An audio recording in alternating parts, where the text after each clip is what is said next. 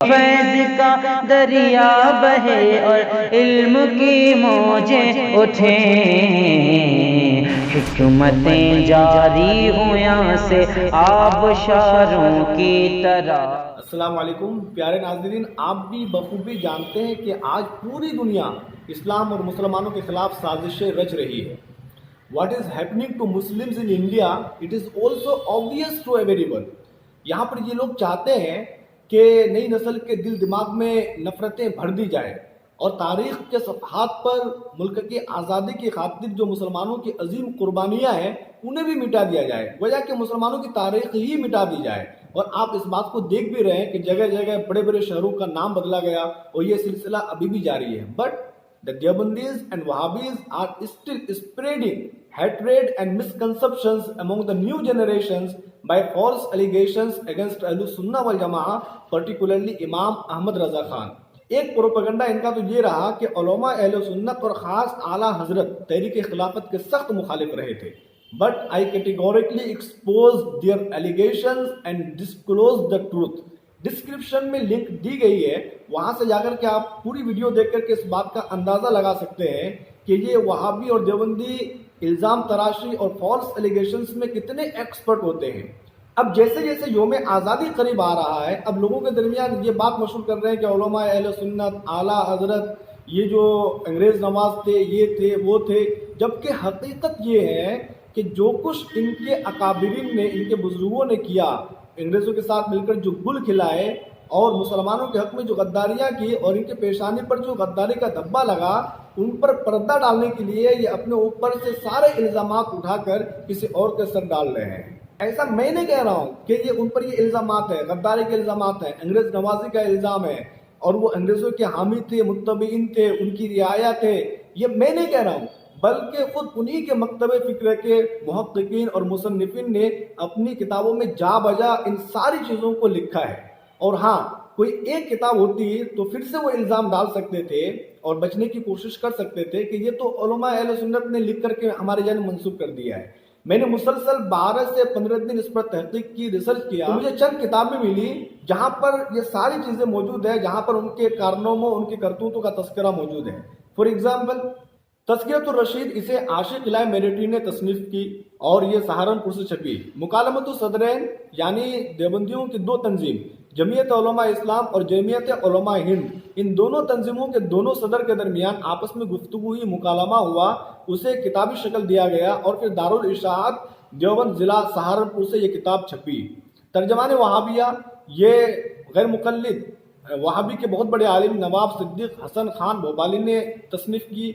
اور رداد اہل حدیث کانفرنس، تحریک آزادی فکر، حیات طیبہ، یہ شاہ اسماعیل کی سوانح پر مشتمل ہے، اسے مرزا حیرت دہلوی نے لکھا۔ اشاعت السنہ، ان میں سب سے اہم سر سید Ahmad Khan. Who was Sir Syed Ahmad? According to their thoughts, Sir Syed Ahmad Khan was philosopher, reformer, educationist, pragmatist, and well-educated, well-known, an authentic author and writer, and established a scientific society through founding of علی گڑھ مسلم university. انہوں نے بھی اپنے مقالات میں جا بجا وہابیوں کی انگریز نوازیوں کا تذکرہ کیا ہے۔ کس نے کیا لکھا، اب اس کو ہم ڈیٹیل میں جانتے ہیں۔ یہ ہے مکالمۃ الصدرین۔ مکالمۃ الصدرین پیج نمبر 7 پر موجود ہے کہ مولانا حفظ الرحمان صاحب کی تقریر کا خلاصہ یہ تھا کہ کلکتہ میں جمعیت علماء اسلام حکومت کے مالی امداد اور اس کے ایما یعنی اشارے پر قائم ہوئی۔ اسی کے پیج نمبر 8 پر موجود ہے کہ مولانا حفظ الرحمان صاحب نے کہا کہ مولانا الیاس صاحب کی تبلیغی تحریک کو بھی ابتداءً حکومت کی جانب سے بذریعہ حاجی رشید احمد صاحب کچھ روپے ملتا تھا۔ عثمانی صاحب نے جب اسے سنا تو ان کو لگا کہ ارے ہماری انگریز نوازی کی کہانی تو پوری دنیا میں عام ہو رہی ہے، لوگوں کی زبان پر ہے۔ تو پھر اس نے کیا کہا، اس نے ایک ریزن بتایا کہ یہ کوئی ضروری نہیں ہے کسی چیز کی ابتدا غلط طریقے سے ہو تو وہ غلط ہی رہے، بلکہ بعد میں جا کر کے وہ صحیح بھی ہو جاتی ہے اور قوم کے لیے نفع بخش ہو جاتی ہے۔ اسی ضمن میں اس نے اشرف علی تھانوی کا پردہ فاش کیا اور وہ بول پڑے، اور آپ بھی پڑھ سکتے ہیں۔ دیکھیے، حضرت مولانا اشرف علی صاحب تھانوی ہمارے آپ کے مسلم بزرگ اور پیشوا تھے۔ ان کے متعلق بعض لوگوں کو یہ کہتے سنا گیا ہے کہ ان کو 600 روپے ماہوار حکومت کی جانب سے دیے جاتے تھے۔ اور تذکرۃ الرشید پیج نمبر 18 کی یہ عبارت بھی آپ پڑھیں۔ حضرت مولانا کو یہ بات معلوم ہو چکی تھی کہ آپ کا نام بھی مشتبہ اور قابل اخذ مجرموں کی فہرست میں درج ہو چکا ہے، اور آگے لکھتے ہیں کہ مگر آپ کوہ استقلال بنے ہوئے خدا کے حکم پر راضی تھے اور سمجھے ہوئے تھے، یہاں سے غور کیجئے گا، اور سمجھے ہوئے تھے کہ میں جب حقیقت میں سرکار یعنی انگریز کا فرما بردار ہوں تو جھوٹے الزام سے میرا بال بھی بیگانہ ہوگا، اور اگر مارا بھی گیا تو سرکار یعنی انگریز مالک ہے، اسے اختیار ہے جو چاہے کرے۔ ناظرین کرام، یہ وہ لوگ ہیں جو ہم پر انگریز نوازی کا الزام لگاتے ہیں۔ آپ ذرا غور کیجئے، یہ جتنی بھی باتیں میں نے پیش کی ہے یہ میں نے اپنی جانب سے ہرگز پیش نہیں کی، بلکہ انہی کے کتابوں کو پڑھ کر کے میں نے آپ کو سنایا، اور ڈسکرپشن میں ان سارے کتابوں کی لنک موجود ہے، آپ وہاں پہنچ کر کے بلا واسطہ ان کتابوں کو پڑھ سکتے ہیں، پیج نمبر میچ کر کے وہ ساری عبارتوں کو دیکھ سکتے ہیں۔ یہ تو خالص دیابنا کے اکابرین کی انگریز نوازی کی کہانی تھی۔ اب آئیے وہاں بھی غیر مقلدین جو اپنے آپ کو اہل حدیث کہتے ہیں، ان کے انگریز نوازی کی کہانی سر سید احمد خان کی زبانی سنتے ہیں۔ اصل میں ہوا یہ کہ ہنٹر نامی ایک مصنف نے اور انڈین مسلمز کے نام سے ایک کتاب لکھی۔ اس کتاب میں انہوں نے یہ دعویٰ کیا، جیسا کہ آج کل وہابیہ دعویٰ کرتے ہیں، کہ سید احمد بریلوی اور شاہ اسماعیل دہلوی یہ دونوں جنگ آزادی کے مجاہد تھے۔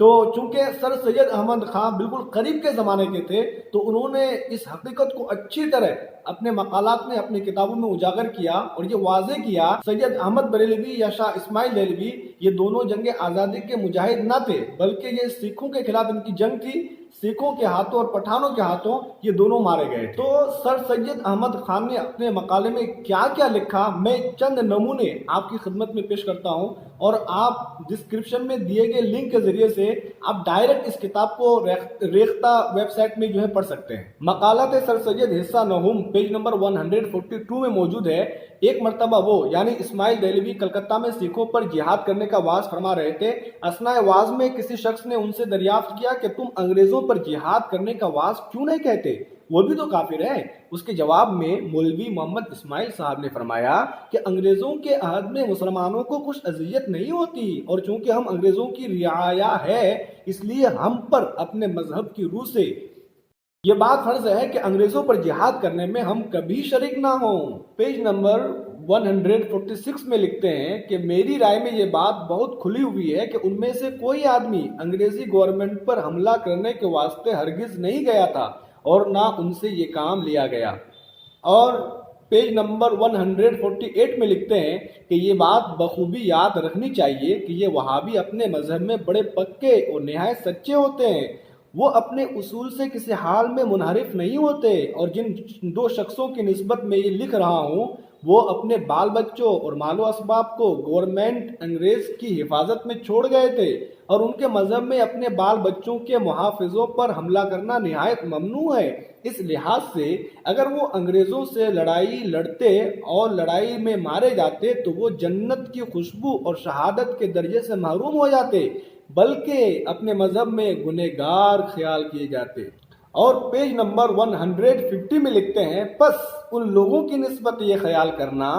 جیسا کہ ڈاکٹر ہنٹر صاحب بیان کیا کہ وہ گورنمنٹ پر حملہ کرنے کی نیت سے جمع ہوئے تھے، میرے نزدیک ایک ایسی بےہودہ بات ہے کہ اس کی جانب کوئی دانش مند التفات نہ کرے گا۔ پیج نمبر 167 میں لکھتے ہیں کہ ڈاکٹر ہنٹر صاحب کا یہ قول نہایت صحیح ہے کہ سید احمد صاحب تمام اضلاع ہندوستان میں اپنی مذہبی تہذیب کا جھنڈا قائم کرنا چاہتے تھے، مگر یہ بالکل غلط ہے کہ وہ گورنمنٹ انگریزی کے مذہب کے نیست و نابود کرنے کی فکر میں تھے۔ پیج نمبر 177 میں اس کی وجہ بھی بیان کر رہے ہیں کہ جب ان لوگوں کو انگریزوں سے کسی طرح کی کوئی شکایت نہ تھی تو پھر ان کا یہ ارادہ یعنی جنگ کا ارادہ انگریزوں کے خلاف کسی طرح پر صحیح نہیں ہو سکتا۔ پیج نمبر 211 میں لکھتے ہیں کہ انگلش گورنمنٹ ہندوستان میں خود اس فرقے کے لیے رحمت ہے، یعنی وہ فرقہ جو اپنے آپ کو وہابی کہلاتا ہے۔ جی ہاں، یہ چند نمونے تھے جو آپ کی خدمت میں پیش کیے گئے، ورنہ سر سید احمد خان نے اپنے مقالات میں متعدد مقامات پر اس چیز کو واضح کیا ہے کہ سید احمد بریلوی، شاہ اسماعیل دہلوی یا یہ وہابی فرقہ ان کا جنگ آزادی سے کوئی تعلق نہیں تھا، بلکہ ان کی جنگ سکھوں سے تھی اور یہ سکھوں اور پٹھانوں کے ہاتھ ہی مارے گئے۔ اور ان مقالات کے آخر میں مقالات سر سید کے مرتب مولانا محمد اسماعیل پانی پتی نے جو لکھا ہے اسے بھی ملاحظہ فرمائیں۔ وہ لکھتے ہیں کہ سر سید نے اس مضمون میں یہ بات بار بار لکھی ہے کہ حضرت سید احمد بریلوی اور شاہ اسماعیل شہید انگریزی حکومت کے ہرگز مخالف نہ تھے اور نہ ہی انہوں نے کبھی ان کے خلاف جہاد کا اعلان کیا۔ سر سید کے اس بیان کی تائید بعد کے متعدد مورخین نے بھی کی ہے۔ چنانچہ نواب صدیق حسن نے ترجمان وہابیہ مطبوعہ امرتسر کے صفحہ 2188 پر نیز سوانح احمدی، جس کے مؤلف مولوی محمد جعفر تھانیسری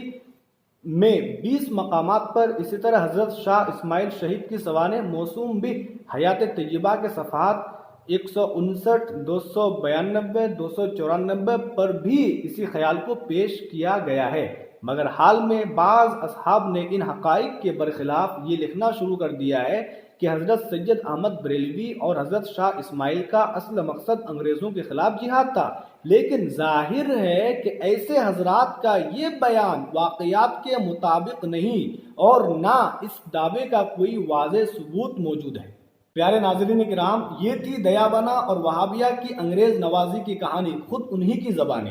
ان کے اکابرین اور بزرگان نے جو کارنامے انجام دیے، جو انگریز نوازیاں تھی، وہ سب کچھ اہل السنہ والجماعت کے سر پر ڈال رہے ہیں۔ یہ کتنے افسوس کی بات ہے، بجائے اس کے کہ حقیقتوں کو تسلیم کرتے، وہ ایک دوسرے کے سر پہ ڈال رہے ہیں۔ یہ کیسے ممکن ہے کہ ایک دوسرے پر الزام ڈالنے کی وجہ سے ان انگریز نوازی کا جو دھبا پیشانی میں لگا ہے وہ مٹ جائے؟ اگر آپ تھوڑی دیر کے لیے ہمارے سادہ دل نوجوان اور بھولی والے عوام کو اگر الزامات کے ذریعے سے اس بات کا قائل کر بھی لے کہ چلو مان لیتے ہیں کہ اہل السنہ والجماعت ہی انگریز نواز تھے، تو پھر خدا تبارک و تعالیٰ کے سامنے آپ اس چیز کو کیسے چھپا سکتے ہیں؟ ہرگز نہیں چھپا سکتے۔ بھلائی اسی میں ہے کہ آپ حقیقتوں کو تسلیم کرنا سیکھیے۔ یہاں پر ایک سوال یہ پیدا ہوتا ہے کہ ایک انسان غلط کرے پھر ان کو کتابوں میں شائع کرے، یہ کیسے ممکن ہے؟ تو اصل میں ہوا یہ کہ اس وقت انگریزوں کا جو ظلم و ستم تھا وہ نہایت دردناک تھا، تو ان انگریزوں کے ظلم و ستم سے بچنے کا ان کو یہی ایک راستہ سمجھ میں آیا کہ ان کی حمایت کر دو اور اپنے آپ کو ان کی رعایا کہلوا دو، اور جو لوگ انگریزوں کے خلاف محاذ آرائیوں میں مبتلا ہے ان کو اس سے روکو۔ تو اس وقت وہ ضرور ان کے ظلم و ستم سے بچ گئے، لیکن یہ بات ان کے خواب و خیال میں بھی نہ تھی کہ آگے چل کر کے یہی حمایت اور یہی انگریز نوازی ان کی شرمندگی اور ان کی ذلت و رسوائی کا سبب بن جائے گی۔ اور دوسرا سبب یہ ہے کہ جو لوگ قرآن و حدیث کے نام پر، نماز روزے کے نام پر، بھولی والی عوام، سادہ دل نوجوان، اسکول، کالجز اور یونیورسٹیز میں پڑھانے والے جو ان کے چنگل میں پھنس چکے ہیں، وہ ذرا اپنی آنکھیں کھولے، تحقیق کرے اور پھر حق واضح ہو جانے کے بعد ان کی اندھی عقیدت اور تقلید سے نکل کر اہل حق سے جڑ جائے۔ جس طرح سے یہود و نصارہ نے تورات اور انجیل کو بار بار بدلنے کی کوشش کی، لیکن رب تبارک و تعالیٰ نے اسلام اور پیغمبر اسلام کی حقانیت کو آج بھی تورات اور انجیل میں باقی رکھا، تاکہ یہود و نصارہ ان حقانیت کو دیکھ کر، ان حقائق کو اپنے سامنے رکھ کر عبرت حاصل کرے اور دین حق سے جڑ جائے۔ پیارے ناظرین کرام، ہمارے ذمے صرف اتنا تھا کہ ہم حقائق کو آپ کے سامنے پیش کر دیں، ماننا نہ ماننا وہ آپ کے اختیار میں ہے۔ چاہے تو آپ ان حقائق کو قبول کریں اور اب تک جتنی الزام تراشیاں آپ نے کی ان سے توبہ کر کے راہ حق پر گامزن ہو جائیں، یا پھر آپ پہلے کی طرح ان باتوں کو قصے کہانیاں کہہ کر کے نظر انداز کر دیں، کیونکہ یہ ہمارے اختیار میں ہی نہیں کہ ہم ان حقائق کو آپ کے دلوں میں اتاریں۔ اس لیے کہ رب تبارک و تعالیٰ نے ارشاد فرمایا، اِنَّكَ لَا تَهْدِي مَنْ أَحْبَبْتَ، کہ جسے تو ہدایت دینا چاہے اسے ہرگز تم ہدایت نہیں دے سکتے۔ وَمَن يُضْلِلِ اللَّهُ فَلَا هَادِيَ لَهُ، اور جسے رب تبارک و تعالیٰ گمراہ کرنا چاہے، جس کے مقدر میں گمراہی ہے، اسے کوئی راہ راست پر نہیں لا سکتا۔ اور ایک جگہ ارشاد فرمایا، اس آیت کریمہ کا مفہوم یہ ہے کہ رب تبارک و تعالیٰ جس بندے کو ہدایت دینا چاہتا ہے تو قبول حق کے لیے اس کا سینہ کشادہ کر دیتا ہے، اور جس کے حق میں، جس کے قسمت میں، جس کے مقدر میں گمراہی ہے تو رب تبارک و تعالیٰ اس کے دل کو تنگ کر دیتا ہے کہ حق اس دل میں داخل ہی نہیں ہو پاتا۔ ناظرین کرام سے گزارش ہے کہ جس طرح سے یہ معلومات آپ تک پہنچی، آپ اس ویڈیو کو زیادہ سے زیادہ لوگوں تک پہنچائیں تاکہ لوگوں کی غلط فہمیاں دور ہوں۔